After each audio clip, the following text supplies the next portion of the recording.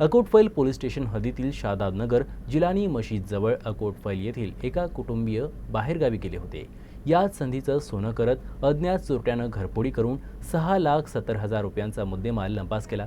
या चोरी गुन्ह्याचा तपास अकोटफैल पोलिसांनी करून आरोपी खिबर उर रहमान मोबिन उर रहमान याला अटक केली। त्याच्याकडून चोरीच्या गुन्ह्यातील 5,02,000 रुपयांचा मुद्देमालही हस्तगत करण्यात आलाय। 27 जुलै रोजी रात्री 11 वाजेच्या दरम्यान अमिनुद्दीन महमुद्दुल हसन हे परिवारासह कामानिमित्त घराबाहेर गेले होते। यावेळी अज्ञात चोरट्यानं घरात घुसून 6 लाख रुपये रोख रक्कम आणि 10 ग्रॅम सोन्याचे बिस्किट असा एकूण 6,70,000 रुपयांचा मुद्देमाल लंपास केला। या प्रकरणी त्यांनी पोलीस स्टेशन अकोटफैल येथे गुन्हा दाखल केला। चोरी प्रकरणी वेगवेगळे पथक तयार केले।